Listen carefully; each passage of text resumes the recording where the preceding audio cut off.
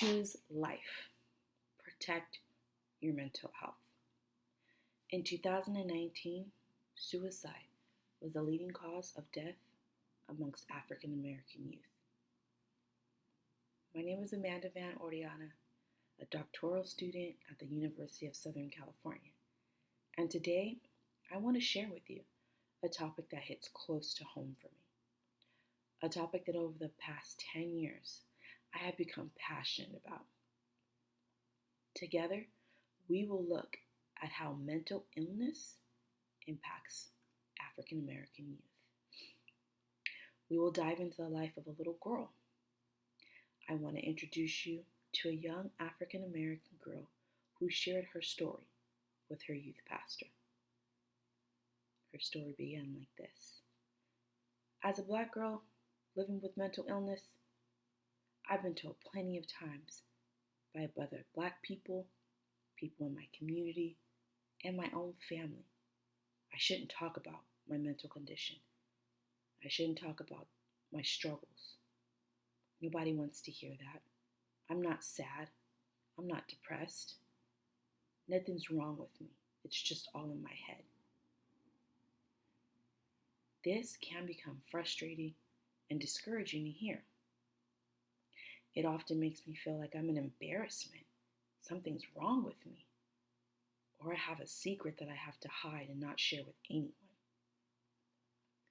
I sometimes feel like I'm a burden or like something's wrong with me.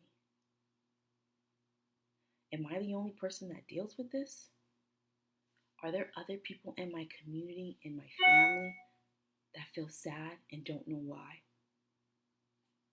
Or that feel angry and can't seem to calm down? Who in my community understands how I feel? Who has the answers? Are there any answers or solutions to my problem? Or is this something that I just have to deal with and give to God and hope that He will heal me? In 2018, a study found that the suicide rate amongst Black children, the ages of 5 to 12, is nearly double that of white children of the same age. Why is that?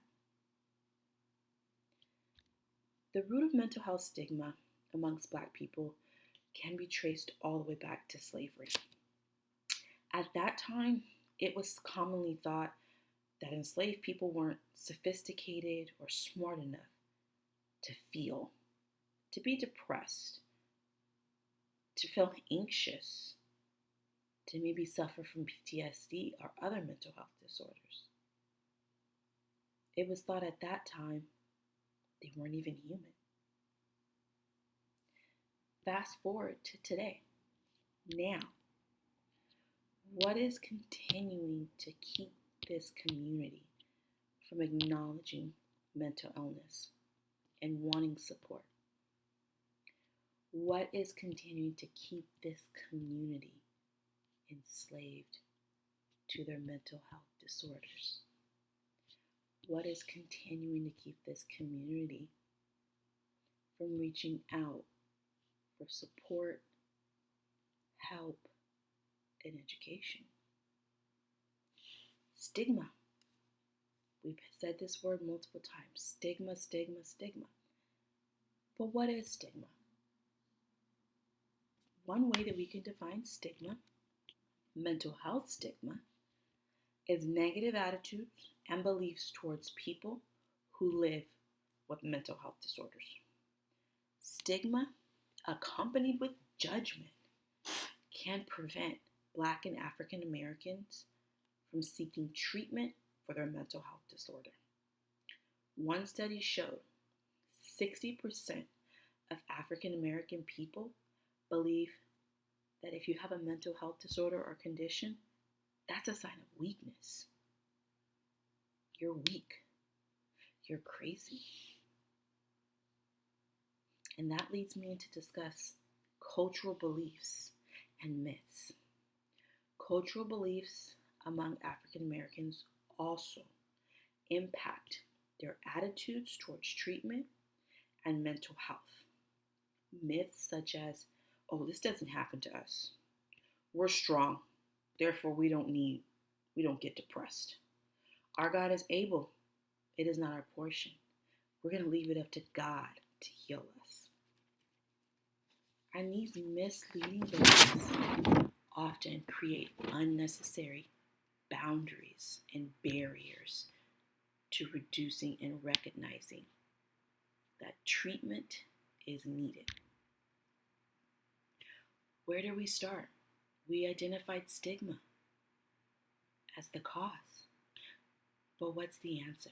Where do we start to develop some solutions?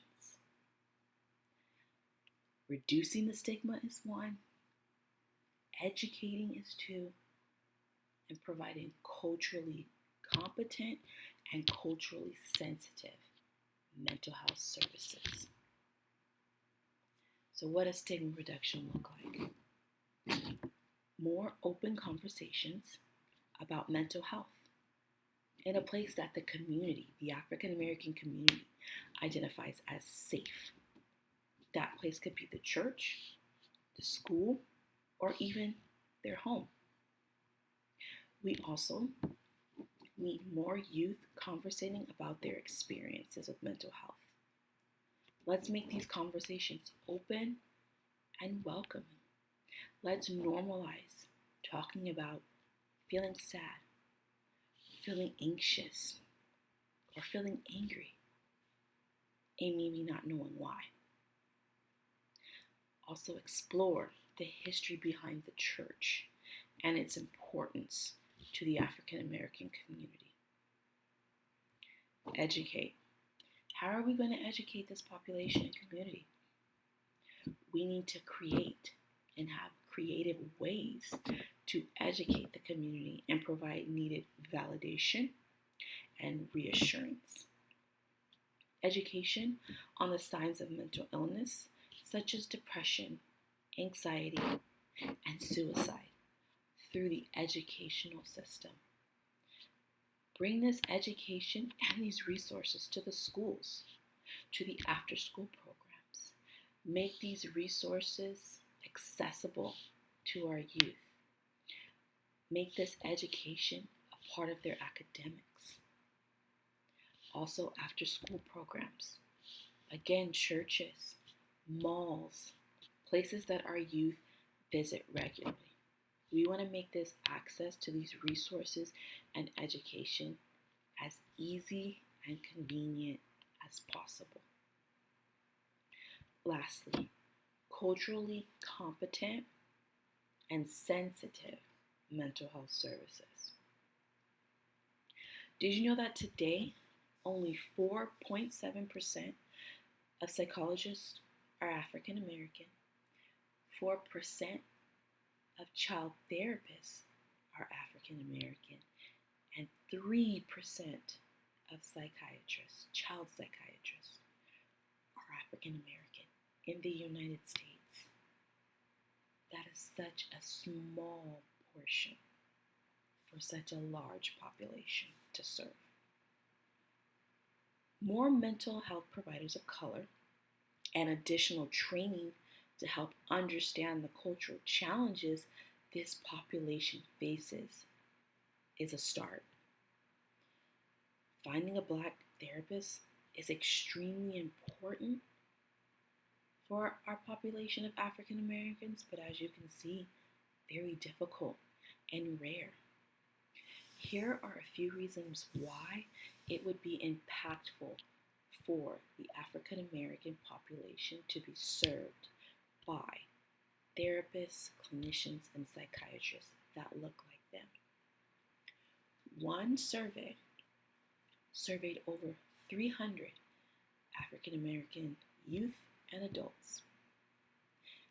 60% of them said that they would be willing to talk to a mental health service provider that was Black. They'd be more willing and open to do so. African Americans are more likely to prematurely just terminate therapy without cause when working with a therapist who's not Black. Black therapists are able to develop trust and build rapport with their clients faster. And in building that rapport and that trust, progress and treatment is made. Black therapists are also more relatable.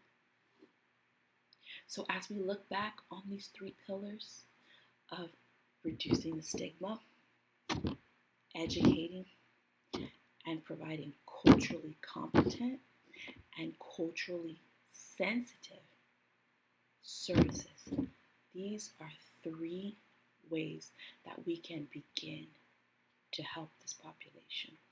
These are 3 ways that we can start the conversation about the need for this population. As more African American people open up about living with mental illness, the closer we will get to dismantling the stigma in our community. Hope for change, it should remain as a light is shed on these possible solutions.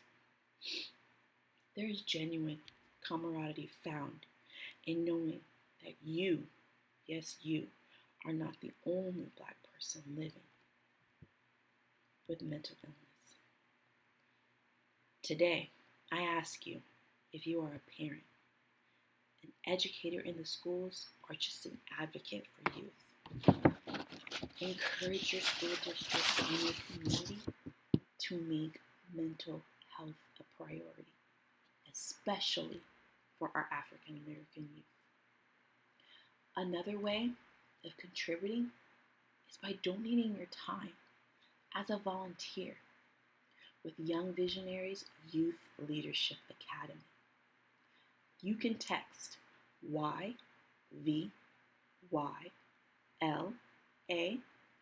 to the number 22828. Lastly, be that person, that one person that our youth can come to talk about their mental illness. And if you or anyone you know is suffering from mental illness and needs some support, needs someone to talk to, they can always text BRAVE to the number 741-741. And if you or anyone else is suffering from suicidal thoughts of wanting to harm yourself, you can always call the Suicide National Hotline at 988. Thank you again for your time.